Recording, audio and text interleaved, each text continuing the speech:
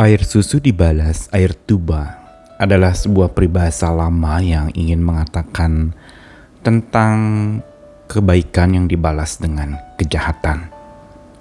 Air susu adalah sesuatu yang menyehatkan, yang murni, yang bagaikan obat. Dia bisa menjadi vitamin atau energi yang baik untuk tubuh.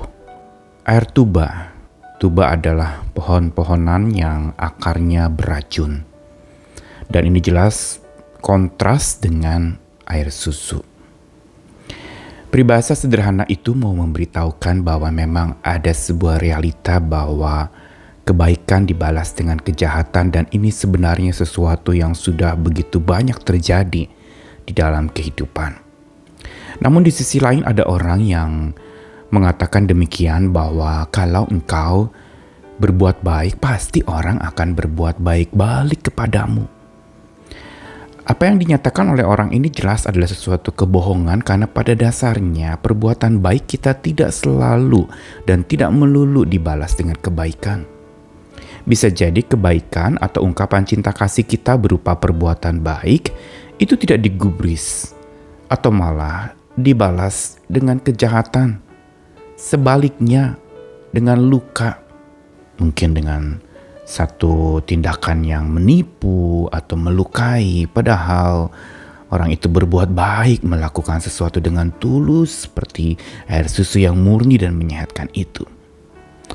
Inilah sebuah fakta bahwa memang kebaikan tidak melulu dibalas dengan kebaikan, tetapi bisa jadi dan banyak kali kebaikan dibalas dengan kejahatan. Namun bagaimana dengan kebaikan yang berasal dari cinta kasih ilahi, yaitu sebuah kebaikan yang bukan demi sebuah balasan? Tentu saja kita perlu merevisi peribahasa air susu dibalas dengan air tuba, yaitu dengan sebuah statement baru yang mau mengatakan bahwa air susu tetap akan mengalir walaupun dibalas dengan air tuba. Saya Nikolas Kurniawan menemani di dalam Sabda Tuhan hari ini dari beberapa ayat dari Mazmur 109 ayat yang keempat sampai kelima. Sebagai balasan terhadap kasihku, mereka menuduh aku, sedang aku mendoakan mereka. Mereka membalas kejahatan kepadaku ganti kebaikan, dan kebencian ganti kasihku. Lalu bacaan kedua dari Roma 12 ayat 17, jangan membalas kejahatan dengan kejahatan. Lakukanlah apa yang baik bagi semua orang. Dan terakhir dari 1 Petrus 3 ayat 8 sampai 9. Dan akhirnya hendaklah kamu semua seia sekata, seperasaan, mengasihi saudara-saudara, penyayang dan rendah hati. Dan janganlah membalas kejahatan dengan kejahatan, atau caci maki dengan caci maki. Tetapi sebaliknya, hendaklah kamu memberkati, karena untuk itulah kamu dipanggil, yaitu untuk memperoleh berkat. Bacaan dari 3 perikop yang berbeda dari Mazmur, Roma, dan 1 Petrus berkaitan dengan satu topik, yaitu tentang balas-membalas antara kebaikan dengan kejahatan. Dan kebaikan tidak selalu dan melulu dibalas dengan kebaikan. Yang ada adalah seperti di Mazmur 109, yaitu balasan terhadap kasih justru tuduhan. Padahal kasih itu dinyatakan dengan mendoakan orang yang dikasihi. Lalu kemudian juga kejahatan justru balasan untuk kebaikan, dan kebencian balasan untuk cinta kasih. Ini sesuatu yang sering terjadi dalam dunia yang penuh dosa dan manusia yang egois dan hidup untuk dirinya sendiri. Tentu saja peristiwa di mana kebaikan dibalas dengan kejahatan menjadi sangat lumrah, tapi sekaligus juga membuat gerah. Karena tindakan kebaikan yang harusnya dibalas dengan kebaikan malah dibalas dengan melukai, menyakiti. Dan disinilah sebenarnya kita perlu belajar sebuah realita dunia tanpa cinta kasih, sehingga bahkan mereka merasa asing dengan kebaikan dan tidak merasa perlu adanya kebaikan. Yang ada adalah siapa yang kuat, dia yang menang. Siapa yang jahat, dia yang akan menang mengalahkan kebaikan. Siapa yang penuh dengan amarah dan kebencian akan menguasai yang lemah lembut dan penuh cinta kasih. Mazmur 109 memaparkan kepada kita sebuah realita. Sebagai balasan terhadap cinta kasih ada tuduhan, sebagai balasan akan kebaikan ada kejahatan, dan sebagai balasan akan cinta kasih ada kebencian. Semua ini mau mengingatkan kepada kita bahwa jangan sampai kita berpikir bahwa kalau kita berbuat baik pasti orang akan berbuat baik kepada kita. Itu satu kebohongan. Tidak mungkin terjadi itu terus-menerus, bisa jadi malah sebaliknya dan kita akan kecewa. Namun memang kalau kita memikirkan balasan demi balasan, saya berbuat ini untuk dapat balasan itu, kita tentu saja akan merasa kecewa. Walaupun memang firman Tuhan sudah mengajarkan di Roma 12 ayat 17 dikatakan janganlah balas kejahatan dengan kejahatan, lakukanlah apa yang baik bagi semua orang. Jelas ini sebuah perintah, jangan balas kejahatan dengan kejahatan.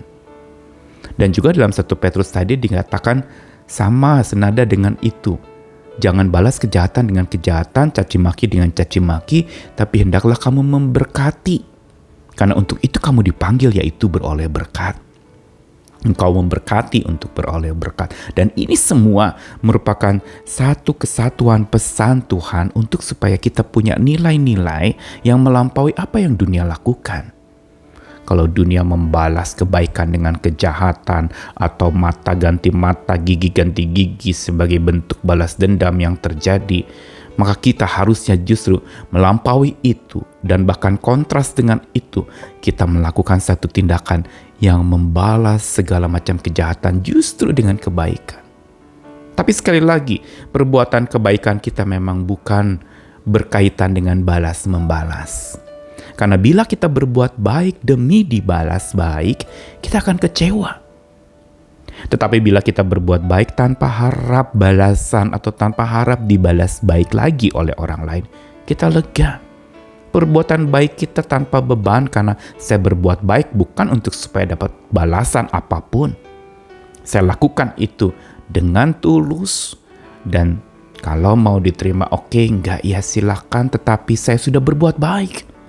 Dan ini memberi kelegaan karena kita tidak mengharapkan apa-apa dan tidak kepingin bahkan pemberian baik kita atau perbuatan baik kita mendapatkan balasan. Entah itu apapun, baik ataupun jahat.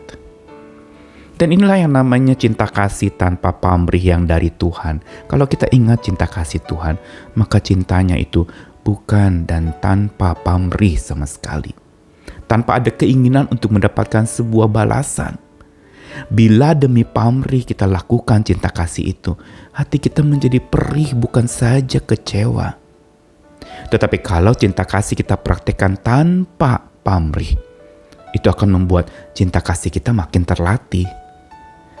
Yaitu terlatih apa? Kita lakukan cinta kasih itu sebagai sebuah latihan untuk kita tunjukkan semata tanpa membalas apa-apa, tanpa terima balasan apa-apa. Dengan satu alasan sederhana, yaitu saya mau berbuat cinta kasih. Titik sampai di situ. Dan cinta kasih inilah yang memang kadang-kadang saat kita secara kedagingan mengharapkan balasan, kita menjadi penuh rintih dan tertatih. Tapi sekali lagi, cinta kasih ilahi adalah cinta kasih yang justru tanpa mengharapkan balasan apapun.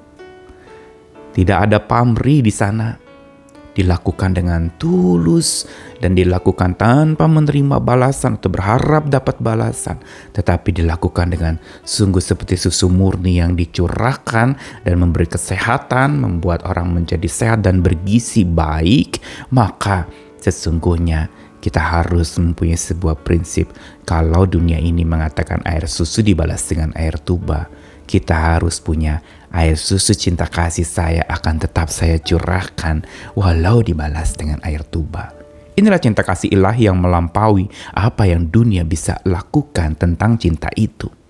Karena itu kalau kita ingat cinta kasih Tuhan yang tanpa pamrih dan mengharap balas, biarlah kita juga boleh mempraktikkan itu dalam kehidupan kita sehari-hari. Tentu saja dengan kekuatan cinta kasih ilahi yang beserta dengan kita. Selamat berbuat kasih tanpa pamrih, selamat berbuat baik tanpa mengharapkan balasan kebaikan lagi dari orang lain. Tuhan mengasihi kita sekalian. Amin.